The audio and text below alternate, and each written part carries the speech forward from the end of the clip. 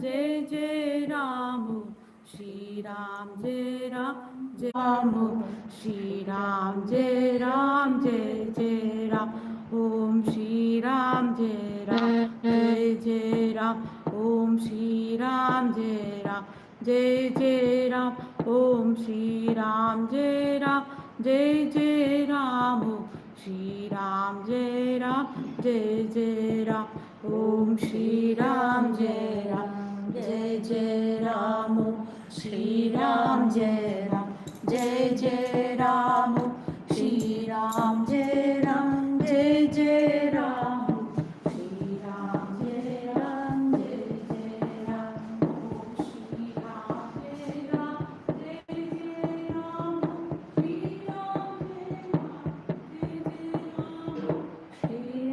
Jai Ram, Jai Jai Ram, Shri Ram, Jai Ram, Jai Jai Ram, Shri Ram, Jai Ram, Jai Jai Ram, Shri Ram, Jai Ram, Jai Jai Ram, Om Shri Ram, Jai Ram, Jai Jai Ram, Shri Ram, Jai Ram, Jai Jai Ram, Om Shri Ram, Jai Ram, Jai Jai Ram, Shri Ram, Jai Ram, Jai Jai Ram, Shri Ram, Jai Ram, Jai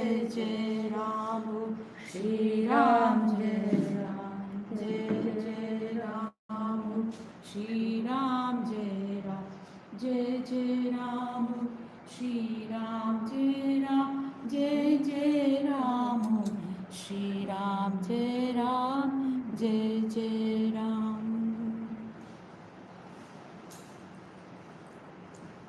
Start? Start.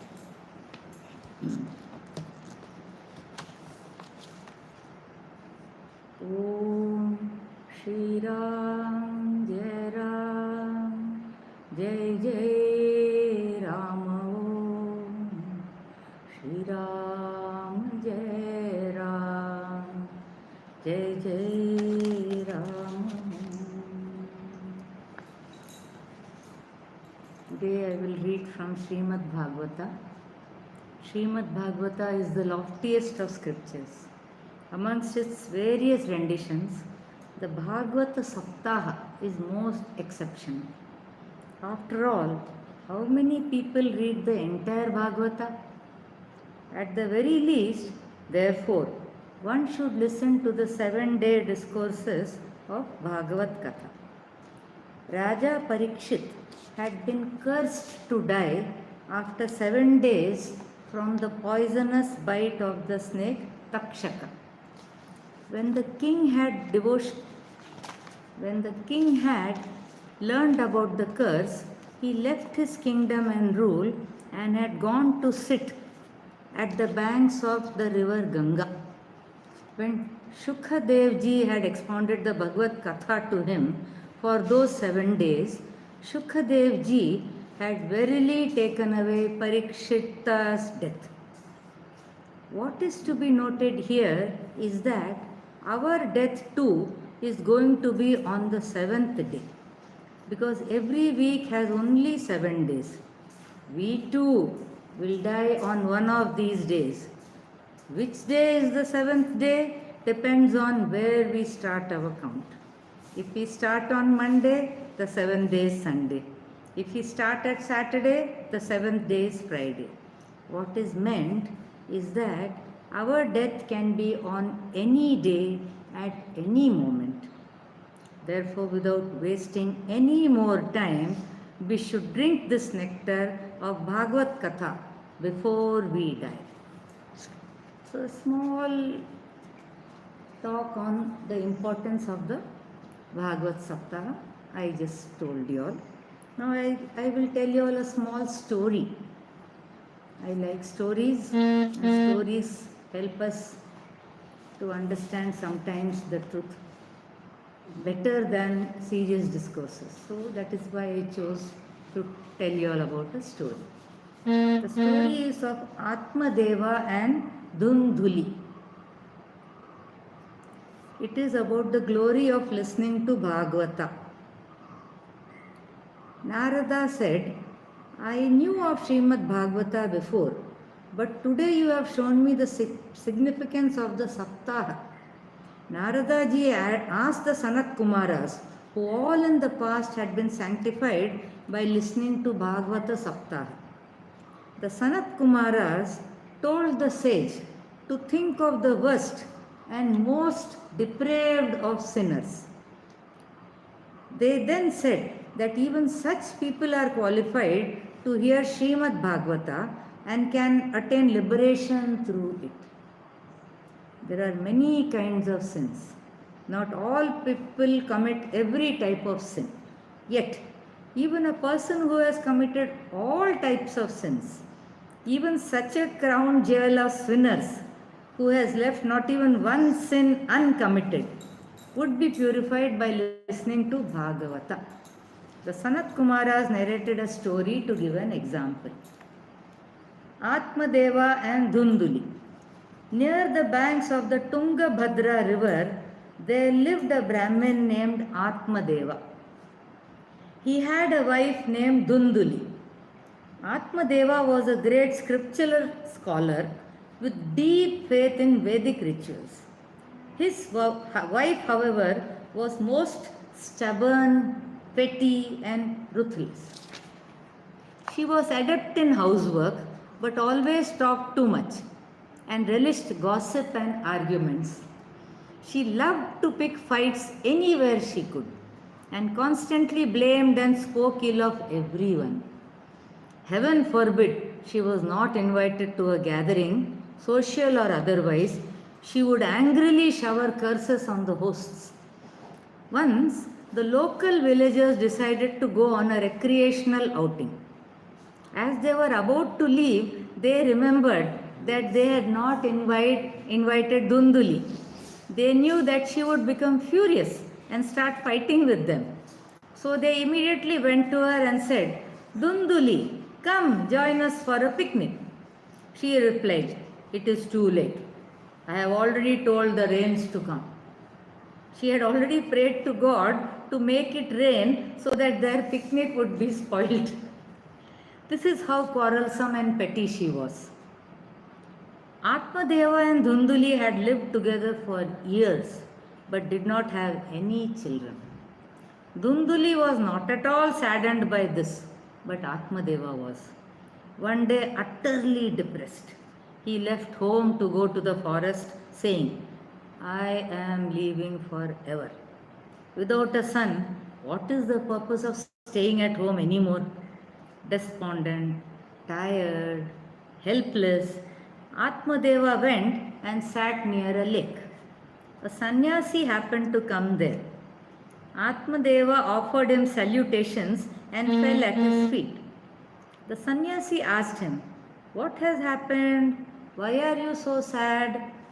Atmadeva replied that he must have committed some heinous sin in a previous life because he still had not been blessed with a son. He said because of this, nothing flourished in his home. If he planted a tree or sprout, it would never grow. If he brought home a cow, it would not bear any calves. There is nothing in life without a son, he said, and beseeched the sannyasi to shower his grace and bless him with a son. Reading the lines on Atmadeva's forehead, the sannyasi said, "My son, you are not to have a child for 7 lives. But why are you so desperate to have a son? What exceptional happiness do you think you will gain from it? Many men think they will secure some great joy when they have a son. But after having one, they say, 'My dearest son, apple of my eye, always stay and shine in front of my eyes.' Eventually, that same son, before his father's very eyes, gives shock after shock and shows his father stars and fireworks even in the daytime." The sannyasi advised Atmadeva, "Take sannyasa, renounce the world, for it grants unlimited joy. However, when someone is overwhelmed by desire, he will not listen to anything else. For example, when a man is plagued by the desire to get married, that is his only goal of life and none other. So he gets a wife. But thereafter he desires a son, at least one. So like this on and on it goes." Atmadeva replied, The life of a householder is wonderful, my lord. After marriage, we have little children. When they grow up, they have their own children. There is immense bliss in this. There is no delight in living alone. Please do whatever it takes so that I can have a son. Otherwise, there is no reason for me to stay alive any longer. I will just take a break and tell you all. In Sadhana Kendra Ashram 2 months ago, there was a foreigner who had come from France. He happily telling me, what is your name? I replied, Bimla. Then he said, I am so and so. And then he himself said, I am married. I have little children and little children. He didn't know how to call grandchildren. So he described little children and little children. I am supposed to understand. It means grandchildren. So just to say this, they have their own children. When the sannyasi saw that Atmadeva was adamant, he gave a fruit to him and said, give this fruit to your wife to eat. For 1 full year, she should sincerely observe various vows. She should wholly practice satya, that is truthfulness, saucha, purity and cleanliness, and daya, compassion. She should offer dana, that is charity, and she should eat only once a day. If she sincerely observe all these vows for 1 full year, she will then have a son in her womb, and this son will be supremely wise. Atmadeva was overjoyed. He ran home and gave the fruit to his wife, narrating the entire incident in detail. He then left to attend to some work. Now Dunduli was miserable. She thought to herself, if I eat this fruit, I will become pregnant and fat. Then how will I do all this housework? There is always so much to do. To top it off, I will have to eat only once a day. What strength will I have to complete all my chores? And what if some thieves and dacoits come into the village? I will not even be able to run because of my pregnancy. All this is written in the Bhagavata. I am not saying it on my own, nor this book, it is written in the Bhagavata. So Dunduli said, I have such a delicate frame. How could I ever withstand all the pains of pregnancy? Satya, Saucha, Dana, Daya, Tapa are all such arduous and daunting disciplines. I will never be able to practice them. It is better to be barren or widowed than to be a mother. Dunduli thus applied all kinds of illogical arguments and refused to eat the fruit. When Atmadeva returned home, he asked Dunduli if she had eaten the fruit. She lied and said yes. One day, Dunduli's sister, who was like Dunduli in nature, came to visit. Dunduli told her the whole story and said, I definitely do not want this child, but I do not know what to do. Dunduli's sister confided to her that she was with child, and if Dunduli simply feigned pregnancy, she would give her the child as soon as it was born. The sister said, I will tell everyone at home that my baby died during childbirth. You just give my husband money for the child. See, even at that time there were women like this. This plan required a great deal of strategizing. The child would have to be fed. Dunduli asked how this would happen. The sister immediately said she would come and feed the child as often as needed. Like this, every detail was worked out, almost like a war plan. And soon Dunduli started playing the role of a mother-to-be. In due time, everything planned out as planned. When her sister gave birth, she handed over the child to Dunduli, who paid her as promised. At home, Dunduli said her breasts were dry and devoid of milk. She then added that her sister had also just given birth, so she would ask her sister to come and feed the newborn.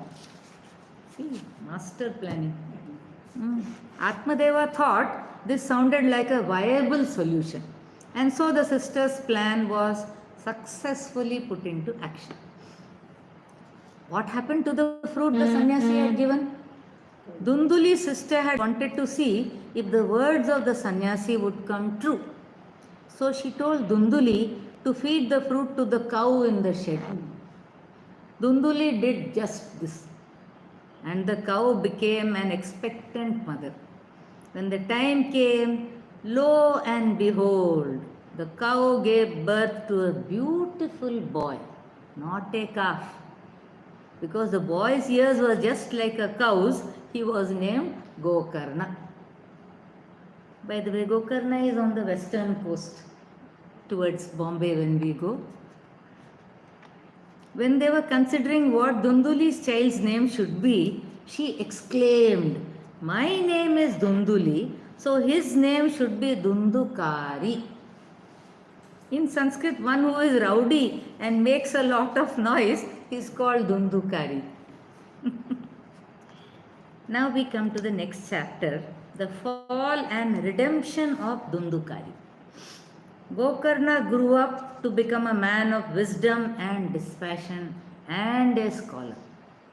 Dundukari, however, became a wicked, cruel and terrifying villain. Hitting people, beating people, throwing children into the well, he perpetrated all these evil deeds and more. One description given of him is Savahastena Bhojanam, which literally means touching a dead body. Shavahastena Bhojanam, which literally means touching a dead body and then eating food with the same hands without washing them first. Another meaning is dead hand, which refers to a hand that never gives in charity. Dead hand. Unlike our Mataji, who was always giving, her hands would be open to give. Here is a hand which never gives in charity. Dundukari certainly never did any charity. He lived only for his own enjoyment. The time came when Dundukari started cursing and beating his parents also. Ensnared in the noose of prostitutes, he spent all his father's wealth on them. Atmadeva shed bitter tears and remembered the sannyasi's words. He cried, "What kind of a son have I begotten?" In utter grief, he felt like life is full of sorrow alone. Yet he thanked God repeatedly, because at least this child had brought him to develop intense dispassion towards the world. He said, "I have understood now. There is no real substance in life." Gokarna was a sensible and astute son. He advised his father to give up all false expectations and retire to the forest. Atmadeva said, "But what am I supposed to do in the forest? Please explain this to me, because I am unable to think clearly at this time. I am 60 years old now, but I still have no intelligence whatsoever. Please help me understand correctly." Gokarna counseled his father and shared profound teachings with him. He said, "This body is comprised of bone, marrow, flesh and blood. Drop the identification that this body alone is you. Drop the sense of I-ness that is associated with this body. Drop the sense of minus that is associated with my wife, my house, my son. This world is extremely temporary. Experience the joy of dispassion. Uphold your dharma. Serve noble souls. Instead of labeling and judging the virtues and vices of others, become absorbed in the stories of the Lord." In this manner, Gokarna gave beautiful and wise advice to his father. Heeding his son's counsel, Atmadeva left home for the forest. There he began reciting the 10th canto of Srimad Bhagavata and thus attained moksha, or liberation from the cycle of birth and death. At home, Dundukari was screaming at his mother. Kicking her again and again, he shouted, "Give me money or I will keep beating you until you do." Helpless Dunduli was becoming overwhelmingly distraught. One day she jumped in the well and committed suicide. Dundukari was now completely free to do as he wished. He brought home 5 prostitutes and lived with them in total sense of indulgence. They kept asking him for new things every day: money, gold, ornaments, and more. To meet their demands, Dundukari stole from wherever he could. One night, while he was asleep, the 5 women whispered amongst themselves. They said, "This one is quite a good thief. Every day he steals and brings home what we want. Still, there will come a day when the king's men catch him, and then we will be as dead as him. So it is better if we kill him now itself." The 5 women. With this in mind, they bound him with a rope and tried to strangle him to death, but he would not die. They finally killed him by putting burning coals in his mouth. That day, when some villagers asked them where Dundukari was, they said he had gone to another kingdom to earn money. The very next day, they ran away with all the stolen wealth. While all this was going on, Gokarna was away on a pilgrimage. When he heard the news of Dundukari's death, he made it a point to go to holy places such as Gaya to perform all the purificatory rites for his brother. After wandering many lands, he finally made his way home. One night, when Gokarna was sleeping in the open courtyard of his home, he was jolted awake to the sight of a gruesome creature. At times it had the face of a goat, at times a bull, at times a beautiful celestial being, and at times a divine deva. Gokarna wondered who this being was, thinking it may be a terrible demon or ghost. He asked the creature to introduce itself, but the creature was unable to reply. Gokarna did not panic. He just sprinkled some water on the creature and thus gave it the power to speak. The creature said, "I am your brother Dundukari. Because of my heinous crimes and actions throughout life, I have been given this form of a ghost." Gokarna said, "But I performed all the required ceremonial rites for your liberation. Were you not liberated?" Dundukari said he had committed so many sins that even 1,000 of such purificatory rites would not grant him liberation. Gokarna asked what he could do for him now, and Dundukari simply replied, "I do not know, but you have to find a way out." Like we come to the Guru with all our potli of baggage and tell him, "Now you clean." This is how we do. And the poor Guru slogs away, scrubbing us of all that we have gathered. So now Dundukari has replied, "I do not know, you have to find a way out." When he awoke early next morning, Gokarna started thinking about what could be done for Dundukari.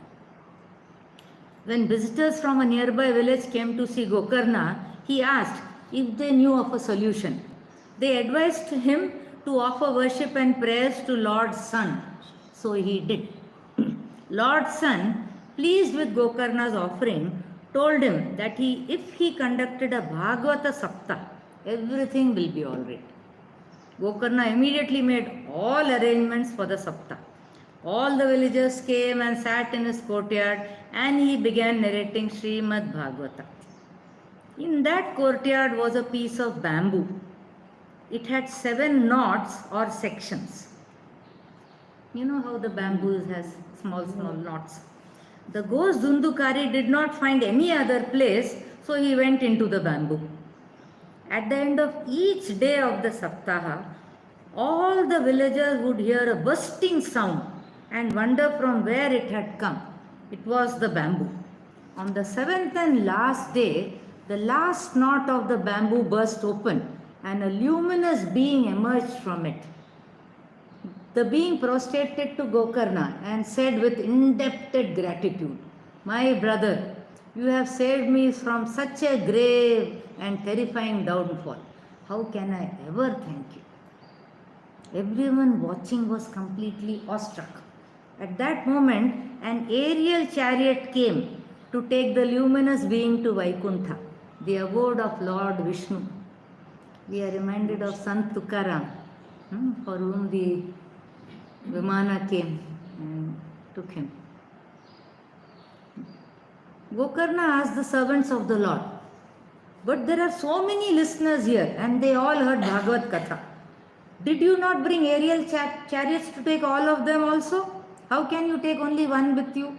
If everyone heard the same Katha, why do you reward only him? The servants of the Lord gave a beautiful reply saying, yes, everyone else also heard the Katha, but everyone did not reflect on it. Therefore, we did not bring a chariot for them. Everyone had been hearing the Katha, but at the same time had also been thinking about the chores at home they had to complete after reaching home, milking the cow, selling the milk, meeting with a guest, etc. They had been entertaining many thoughts throughout, so their mind had been wandering and disturbed. Dundukari, however, had nowhere to go and nothing to do. But he had been in agony throughout. He could see water, could not drink it and quench his thirst. He could see food, but could not eat it and satiate his hunger. The others had not suffered this kind of anguish. They had sat comfortably. Like I am sitting here with a cup of tea in me for talking. The other people had sat comfortably. They also had not had this restlessness and struggle to obtain release from such a pitiful state. Thus they did not contemplate on the teachings in the Katha as Dundukari did. They became Shravan Kumar but not Manana Kumar. Shravan Kumar is person who listens with the ear, but not Manana Kumar who does Chintana, who does contemplation. The point is, we may listen to spiritual truths, Shravanam, but we also have to reflect on them, that is Mananam. Gokarna addressed the people of his village and asked them to listen to Bhagavad Katha again.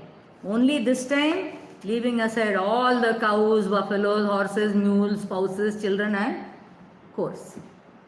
He asked them to listen single-pointedly only to the Katha.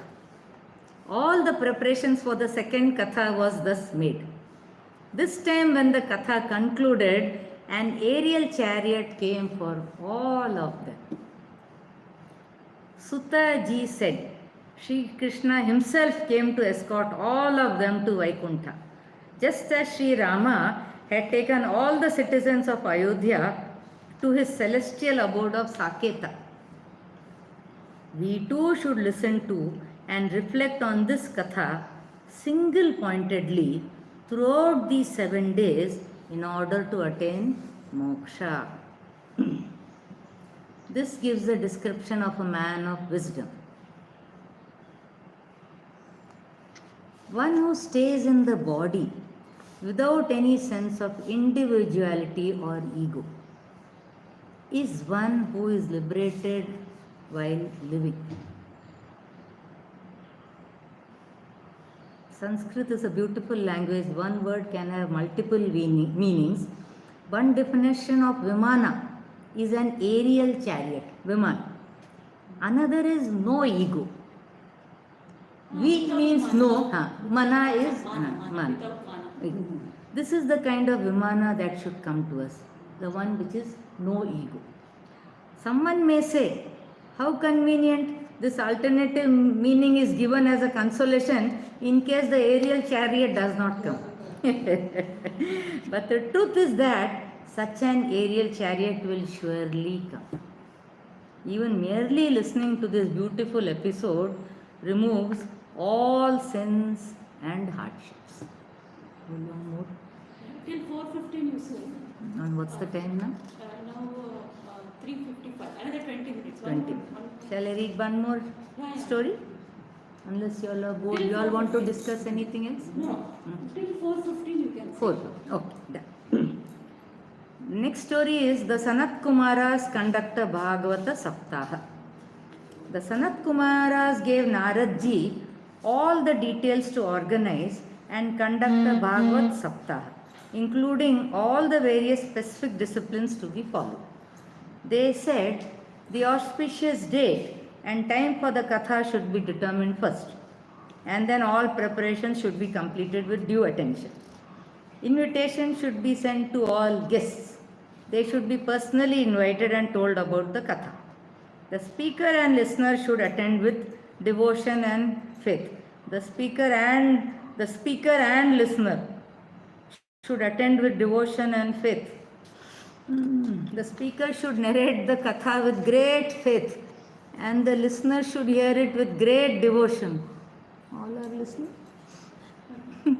The listener should ensure that he is not disturbed by any obstacles during the Katha. For example, he should not eat so much that it becomes difficult to sit through the Katha. This applies to speaker also. Nice fat and plump speaker. By following the proper disciplines and correct means, the speaker and listener both will gain much joy from the Katha. After all the preparations were completed per the instruction, the Sanat Kumaras narrated the entire Katha. On its conclusion, Maharaj Shukadev ji himself came there. This was a young 16-year-old Shukadev ji. Yet on his arrival, the entire assembly reverently stood up as one man to receive him. 16-year-old.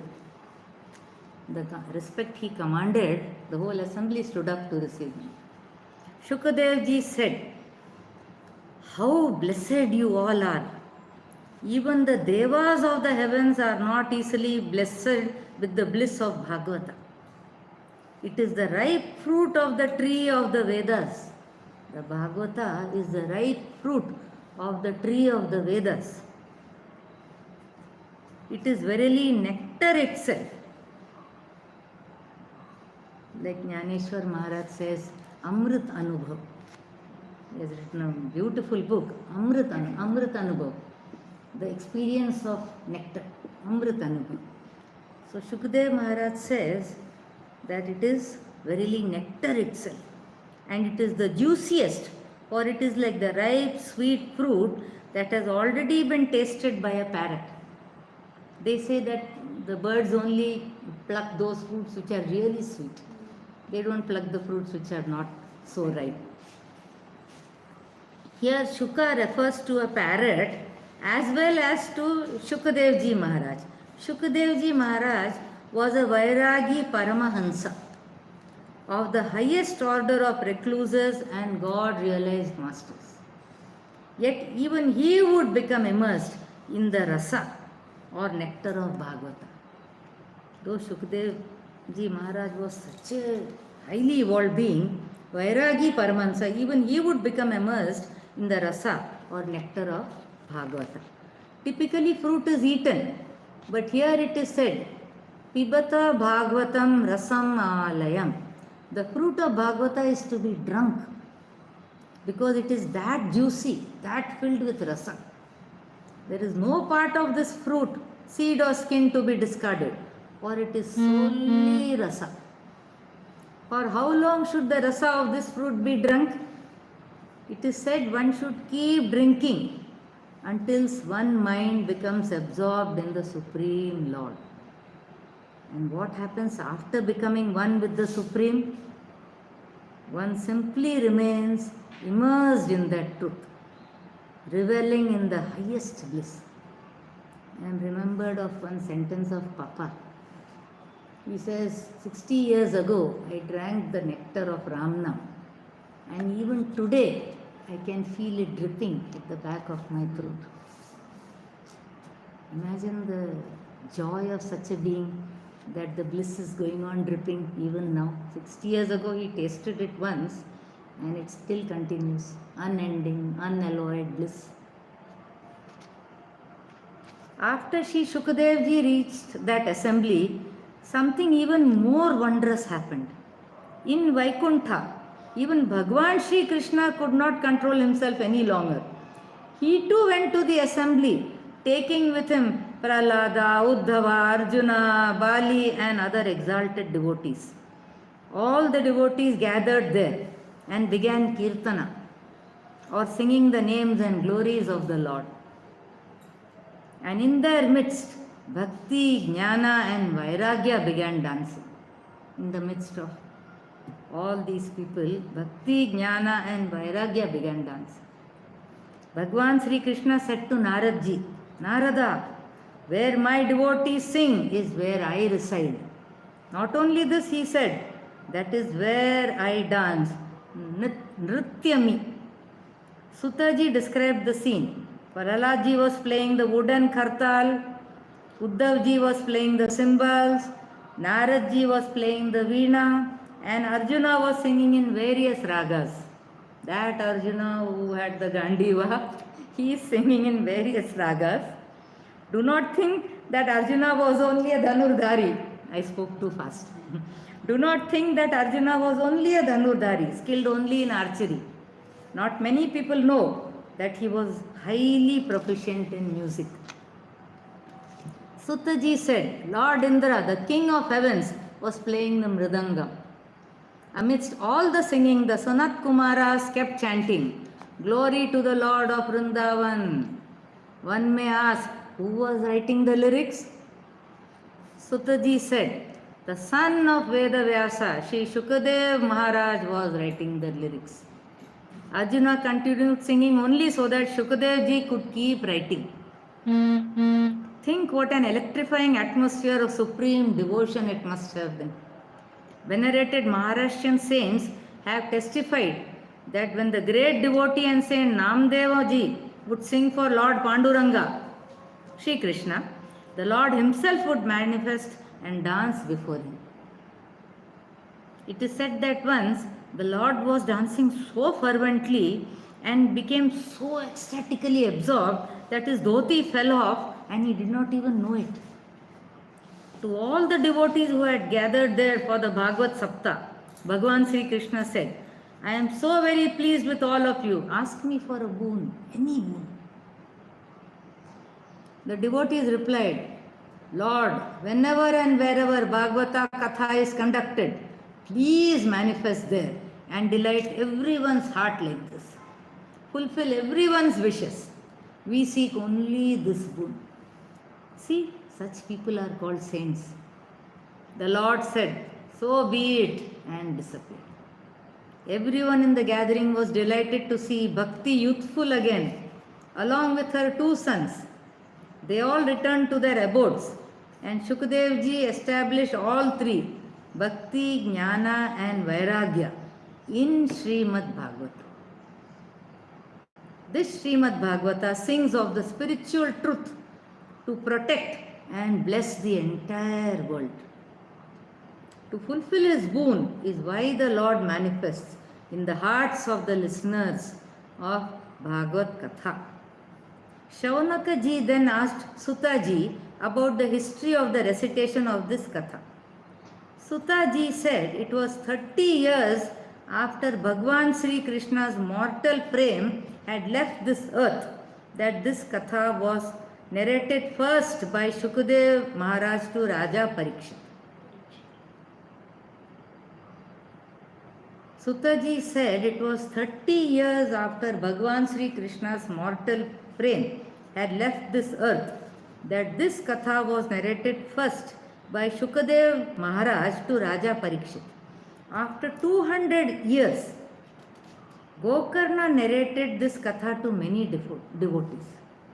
And 30 years later, the Sanat Kumaras recited this Katha to everyone to help Naradji solve a predicament.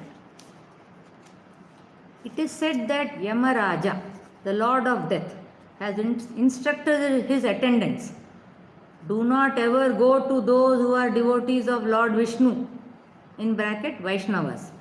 Bring to me everyone other than them. For devotees of God it is said, Kriyate tasya yamena na charcha. Yamraj does not even look in their direction. It is said here, if there is any substance in this world, it is only Bhagavad Katha. Why are you groping and stumbling in the dark here and there, O worldly minded persons? Will you waste such precious time? Merely listening to Srimad Bhagavata will grant you liberation. Raja Parikshit is verily proof of this. One can get moksha just by listening to Bhagavad Katha. Truly, what more can one ask? The glory of Srimad Bhagavata has been sung in this way. To reiterate, Bhagavata is the very nature and form of Bhagavan, as well as the means to attain Bhagavan. The devotee who attains Bhagavan is also called Bhagavata. Thus the sadhana, sadhya and sadhaka. Sadhana, sadhya and sadhaka.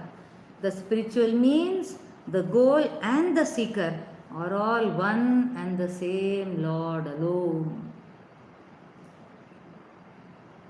This is why Bhagavat Mahapurana is said to be the nature of Brahman. Through Bhagavata, one can be freed of all sins. As soon as you read it or listen to it, you will know this for yourself. When we sing the Aarti in the evening, in the afternoon, we sing that Koti Brahma Hatya Harati Karita Dandavata Lotangana Ghalita Moksha Lole Payat. Koti Brahma Hatya. You may have killed hundreds of Brahmins. Brahma Hatya. Even then, if you just do one pradakshina, you will be absolved of all sins. So many means the Lord is giving us. Reading Bhagavad Gita, doing pradakshina, chanting His name. Like saints have said, chanting the name is the means to reach the Lord, and it is also the Lord itself. The Nama itself, we are chanting the Nama, through it we go to the Lord and we become the Lord. So it is one and the same. So we pray to the sweet Lord to help us, guide us, to Papa and to all the lineage of Sadgurus, to help us to reach the goal of eternal bliss very soon, without tarrying along the way with other enjoyments. We pray to them. Though we may have done many sins, knowingly, unknowingly, we pray to them, you help us, come to our rescue. We are children, we need your help, and they are there to help us. To read some more? Till 4:15, then you can either sing Namavali or just Ram Nam for 15 minutes. From 4:15 to 4:30. 4:15. If you know some Namavali, you can sing the Namavali. We'll follow. If you don't know any Namavali, only Ram Nam will follow. Yeah. Is that Swamiji's book? It is a book by Swami Tejomayananda. Oh, Tejo. Yeah. The Swami. Yeah, our Sachidananda Swami had also. I searched for it in my cupboard. I couldn't get it. That is what I wanted actually. He had written very simple language, Sachidananda Swami. This also is simple. The only thing, this was gifted to me with love on 26/5/2017 by Tejoji, Swamiji himself. He came here. Huh? No, they had No. We had gone to one of Sandipani. So like that, so finally I got something. I was searching for our Sachidananda Swamiji. I must have given it off to somebody else. What to do? Next time you can sing. Yeah, I'll bring that. We Next may be time? having- Next. Yeah, we'll get chance. I hope Swamiji, Muktana Swamiji stays here only. So you want me to read? These are all serious talks. I thought of some stories. Some story I'll tell you offhand, which Sachidananda Swamiji often used to tell us. It was about Milarepa.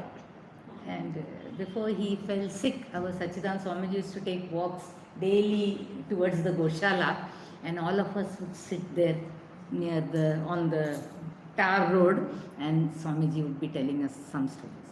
He often told us Melareppa story, and we were never tired of hearing it. I can tell the story. Yeah, It's okay? yeah, yeah, Ah. definitely. So, Melareppa was a Tibetan saint, a Tibetan yogi, and he had before reaching sainthood, he went to his guru and asked him, I want jnana, I want to be liberated. So the guru said, okay, you stay. Those days it was Gurukula. The devotee the sadhaka had to stay in the guru's house. The Guru Pita and the Guru Mata would be there. This boy stayed for nicely, did everything what the Guru ordered him to do. One day the Guru said, there on the rocks there, I want you to build a house. So Melareppa started, and in those days nothing, no vehicle, no helper. He had to carry one rock after the other, dig that stone, plant it, put rocks one on top of the other. He made the house with great difficulty. When it was finished, he invited the Guru. See, you told me to make a house, I have made it. The Guru came. This is not like what I wanted. Break it down. And make another one there. Again, Melareppa did. Again, he said, with great difficulty, he made the whole thing, built it, and called his Guru. This is definitely not like what I wanted. Break it. Like this, 6 times Melareppa was asked to make the house single-handedly and break it. After the 6th time, Melareppa's heart broke. He couldn't bear it any longer. Bodily he was tired. Mentally he was thrashed. He went to Guru. He had no courage to go to Guru Pita. He went to Guru Mata. Mate, I can't bear this any longer. I am going. The Mata looked at him. Shall I remind you what you told Guru Maharaj when you came here? I will do whatever you ask me to do, but I want liberation. Shall I remind you what you told him? Melareppa bent his head down. Continued staying there. After the 6th house, he was not asked to break it, and he was given moksha. So what Sachidananda Swamiji never got tired of telling us again and again, that don't be depressed by the tests the Guru gives you. The Guru is going to thrash you all like a potter puts his hand inside the mud and the wheel is going on rotating, and from outside he is giving shape to the pot. But the mud does not break because his hand, the potter's hand, is inside, and from outside this hand is shaping the pot. The wheel is going on rolling, and many marks, many shapes, many prints the other hand gives. If the mud starts crying, oh, you are beating me, I cannot bear it, the pot will never be made. So Sachidananda Swami, I remember, used to tell us, you must never get tired of the tests which the Guru puts upon you. Surrender to them. Bear, because the Guru can mean only good. The Guru only has your well-being in mind and nothing else. He wants nothing from you. He does not want anything from you. So you please bear with whatever the Guru does. Our Sachidananda Swami has borne with so many tests in his life, we are aware of them, but he never gave up. He never crossed this threshold. He stayed here. And we are witness to the fact that whenever we would come to Swamiji and just look at his eyes, and he would say, Anna, we would all be overjoyed. That one look from him, that one sentence from him would be enough. So let us also pray that we surrender to the Guru. It's very difficult. We pray that he gives us the strength and he holds us. He already is holding us. Let us become aware that he is holding us from within and without also, and helping us to attain to eternal bliss. Not at the time of death. We want it now and here. Let us pray to them to help us. We will sing. Hari Hari Bol. I should sing. You sing. Your voice is better than mine. No. Honestly. Honestly.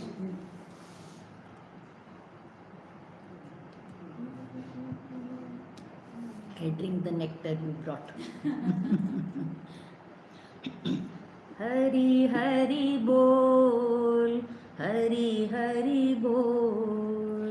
Hari Hari Bol, Hari Hari Bol. Mukunda Madhava Keshav Bol. Mukunda Madhava Keshava Bol.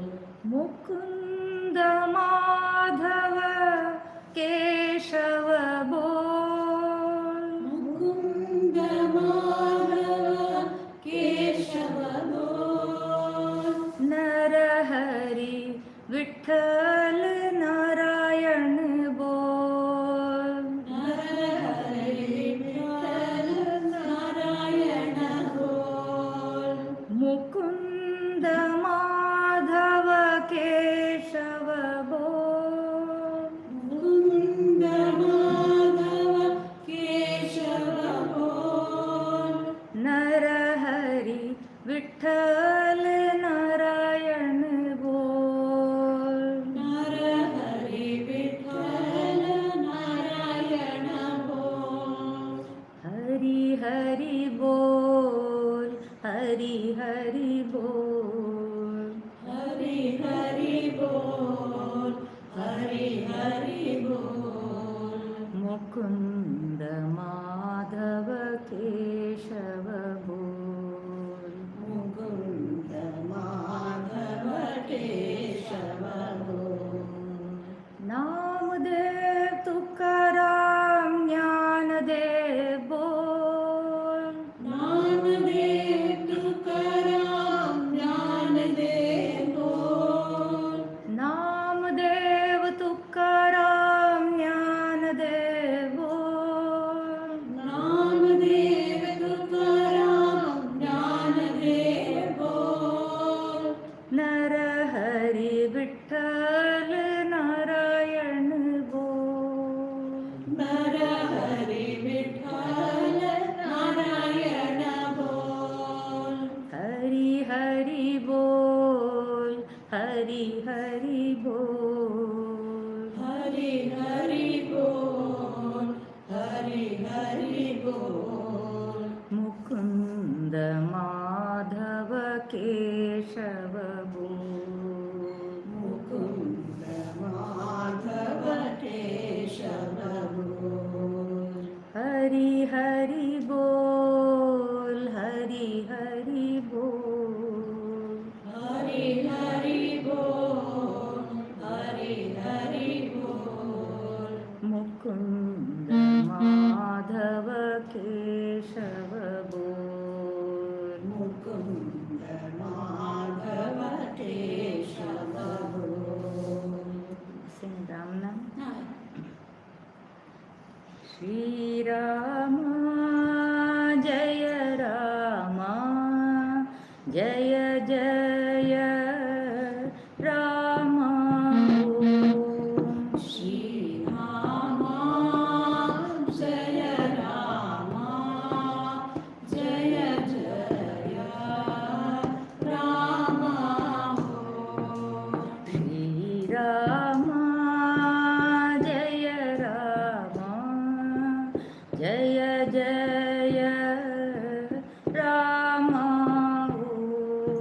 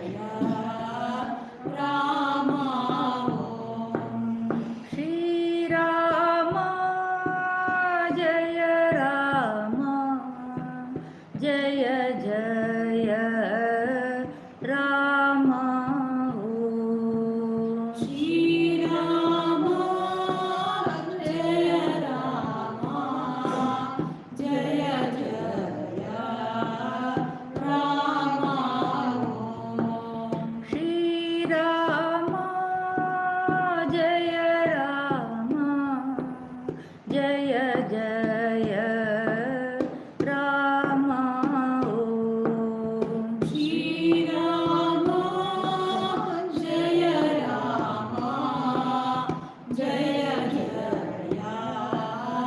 Ram Shri Ram Jai Ram Jai Jai Ram Om Shriram Jai Ram Jai Jai Ram Shri Ram Jai Ram Jai Jai Ram Om Shriram Jai Ram Jai Jai Ram Shri Ram Jai Ram Jai Jai Ram Om Shriram Jai Ram Jai Jai Ram Shri Ram Jai Ram Jai Jai Ram Om Shriram Jai Ram Jai Jai Ram Shri Ram Jai Ram Jai Jai Ram Om Shriram Jai Ram Jai Jai Ram Shri Ram Jai Ram Jai Jai Ram Om Shriram Jai Ram Jai Jai Ram Shri Ram Jai Ram Jai Jai Ram Om Shriram Jai Ram Jai Jai Ram Shri Ram Jai Ram Jai Jai Ram